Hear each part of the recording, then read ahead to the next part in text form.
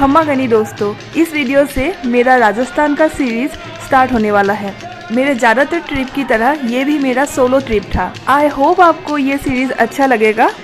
इस वीडियो में आप मेरे साथ जयपुर का हवा महल, जंतर मंतर, बापू बाजार और नाहरगढ़ फोर्ट देखने वाले हैं, तो चलिए मेरे साथ।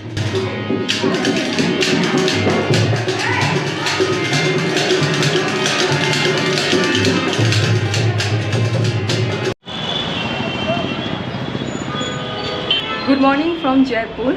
आज मैं हूँ राजस्थान की राजधानी जयपुर में और जिसे पिंक सिटी भी कहते हैं। सबसे पहले मैं आपको दिखाती हूँ हवा महल, मेरे सामने है।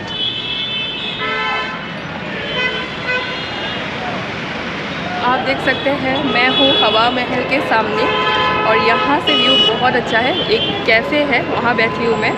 There are 2-3 cafes from where you can enjoy the beautiful view of हवा महल। हवा महल के सामने फोटोज वगैरह खींचने के लिए ये जगह बेस्ट है।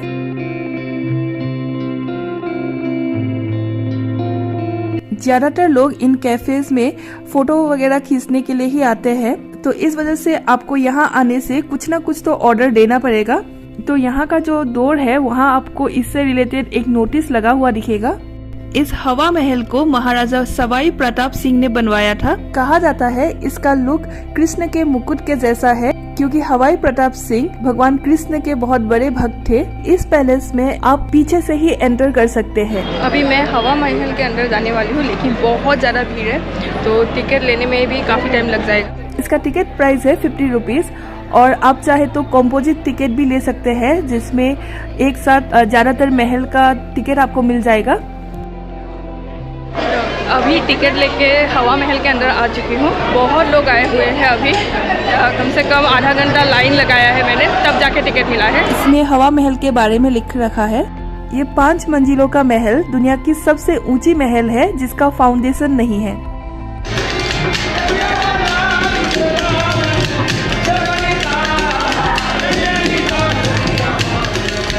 पहले के दिनों में महिलाओं को बाहर जाने की इजाजत नहीं थी, इस वजह से राजा ने इस महल को बनाया, जिसमें टोटल 365 छोटी छोटी खिड़कियां हैं। इन खिड़कियों से पहले के टाइम में राजघराने की औरतें और रानियां बाहर देखा करती थी। One thing is very surprising that there are no stairs in this 5-story building। कोई भी सीढ़ी नहीं है यहाँ पे। इस तरीके के रैंप से ही होकर आपको एक मंजिल से दूसरा मंजिल जाना पड़ेगा। The architecture of this palace is the fusion of Mughal and Rajput architectural style। ये वो छोटी छोटी खिड़की है जहाँ से पहले रानियां बाहर देखती थी। इन खिड़कियों से हर टाइम हवा बहती रहती है, जिस वजह से ये महल हमेशा ठंडा रहता है। इस महल के अंदर एक म्यूजियम भी है। ये है सिटी पैलेस जाने का रोड और यहाँ पे आपको कुछ दुकान मिल जाएगा जहाँ से आप कबूतरों के लिए दाना खरीद के उन्हें खिला सकते हैं। सिटी पैलेस पहुँचने से पहले आपको ये सुंदर सा गेट मिलेगा, जिसका आर्किटेक्चर बहुत खूबसूरत है। जयपुर में आपको इस टाइप के बस मिल जाएंगे, जिससे आप जयपुर साइट सीइंग कर सकते हैं। Now I have reached Jantar Mantar. It is a UNESCO world heritage site. तो जंतर मंतर के अंदर मैं आ चुकी हूँ। बहुत लंबी लाइन थी, बहुत ज़्यादा, मतलब लाइन में ही 1 घंटा लगने वाला था। तो मैंने एक फैमिली को बोला कि मेरे लिए भी एक टिकट ले दे, तो इस टाइप से मैं बस 5-10 मिनट में अंदर आ गई। ये सिटी पैलेस और हवा महल के पास ही है।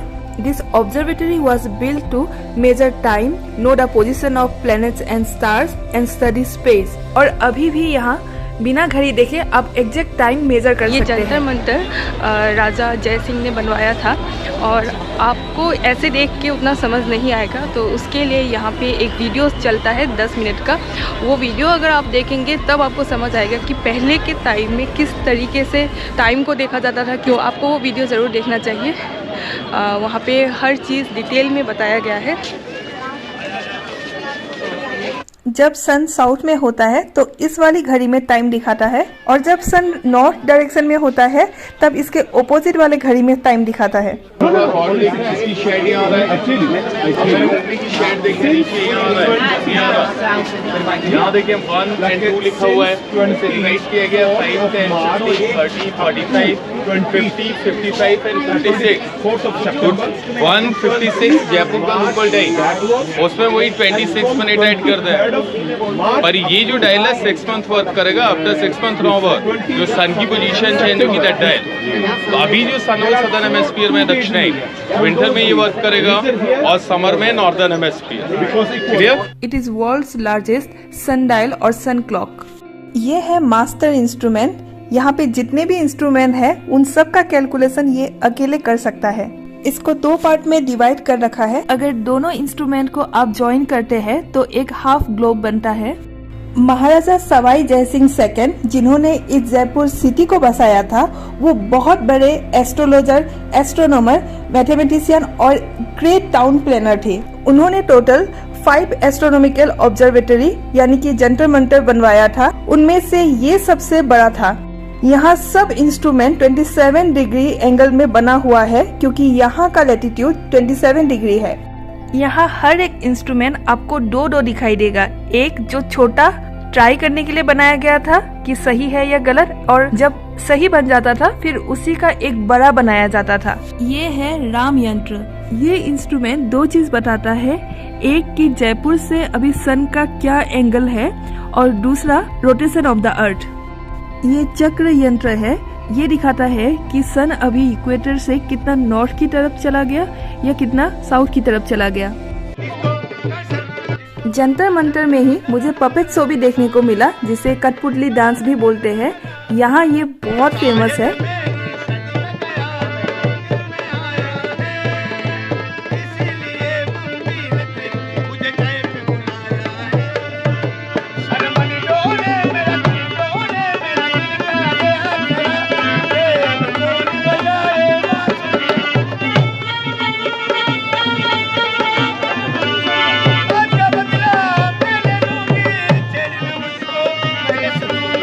अभी मैं आई हूँ जयपुर का एक फेमस मार्केट बापू बाजार में।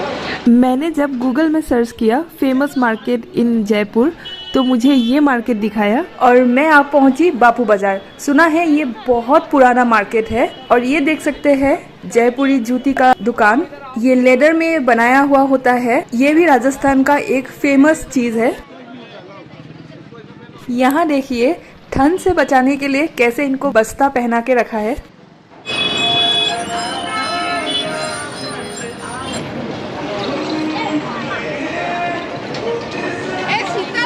यहाँ हर तरीके की चीजें मिलती है। मेनली होम डेकोर से रिलेटेड हो गया या ज्वेलरी हो गया, सब कुछ यहाँ मिलता है। मैंने सुना था ये मार्केट मेनली टूरिस्ट के लिए ही बनाया गया है। यहाँ पे शॉपिंग के बहुत सारे ऑप्शंस मिल जाते हैं। क्या आपको पता है जयपुर का नाम पिंक सिटी क्यों पड़ा? जब ब्रिटेन की रानी और प्रिंस ऑफ वेल्स जयपुर आए थे तो उनके स्वागत के लिए महाराजा राम सिंह ने पूरे सिटी को पिंक कलर करवा दिया था। तब से इसका नाम पिंक सिटी पड़ा।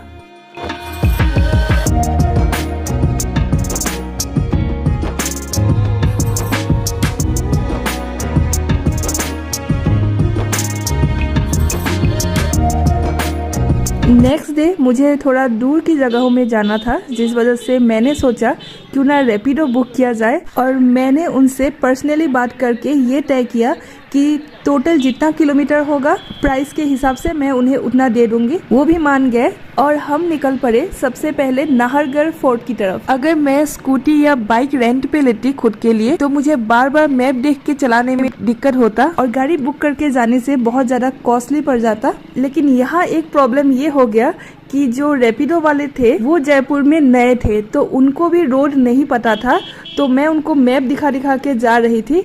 और यहाँ एक गलती ये हो गया, नाहरगढ़ फोर्ट के लिए 2 रास्ता है और उसमें से जो चढ़ाई वाला रास्ता है हमने वो ले लिया। तो उनका बाइक थोड़ा पुराना था, इस वजह से थोड़ा आगे जाने के बाद उसको चलाने में थोड़ा प्रॉब्लम हो रहा था। इस वजह से मैंने उतर के पैदल जाना सही समझा।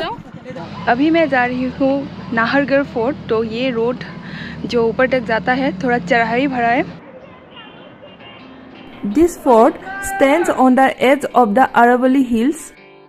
ये जो मेरे पीछे रोड देख रहे हैं, ये लगभग 3 किलोमीटर का है। पहले के टाइम में हाथी घोड़े से आने के लिए ये रोड को बनाया गया था। यहाँ का एंट्री टिकट है 50 रुपीज का और साल में 4 दिन ऐसा है जब आपको फ्री एंट्री मिलेगा। वो है 30 मार्च, 18 अप्रैल, 18 मई और 27 सितंबर। स्टूडेंट आईडी होने से 20 रुपीज का टिकट है। यहाँ हर पैलेस या फोर्ट में स्टूडेंट्स का टिकट का प्राइस बहुत कम होता है, तो आईडी होने से जरूर लेके आइए।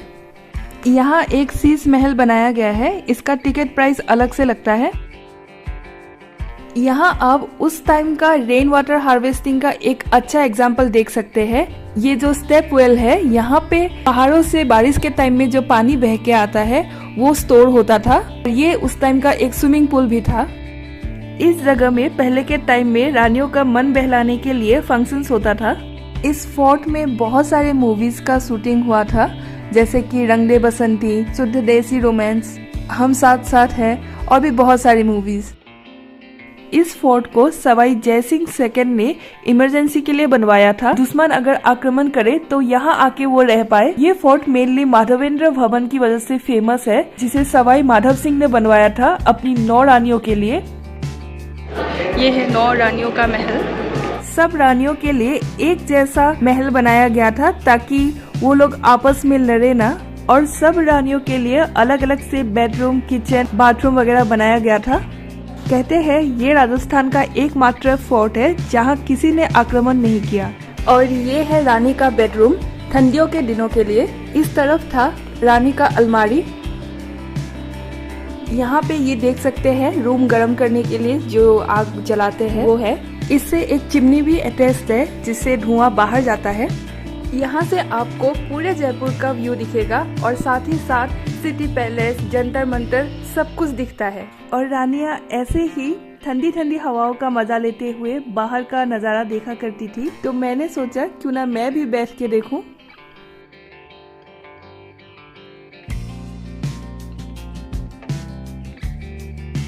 और ऊपर आने पर ये भी रानी का ही बेडरूम था, लेकिन ये गर्मियों के दिनों के लिए था। गर्मियों के टाइम में रानी यहाँ रहती थी क्योंकि यहाँ हवा बहती रहती है। ऐसे छोटी छोटी खिड़कियों से ही रानियां पहले नीचे देखा करती थी। जैसे नीचे कोई भी दरबार लगता था तो वो सब देखती थी। और ये भूल भुलैया वाला रास्ता है, इससे सिर्फ राजा जाते थे। इसको ऐसे बनाया गया था कि वो कौन सी रानी के पास जा रहे हैं बाकी रानियों को नहीं पता चलता था। और ऊपर राजा की जो मेन रानियां थी, जिसे पटरानी बोलते हैं, उनके लिए अलग से डबल बेडरूम बनाया गया था।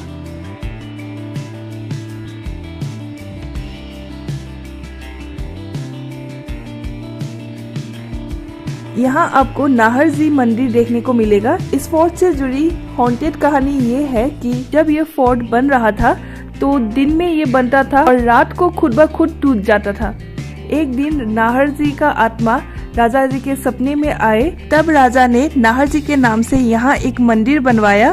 कहा जाता है तब जाके ये फोर्ट बन के कम्प्लीट हो पाया। तो ये था मेरा राजस्थान का फर्स्ट एपिसोड। चलिए मिलते हैं सेकेंड एपिसोड में और जयपुर के सेकेंड पार्ट में।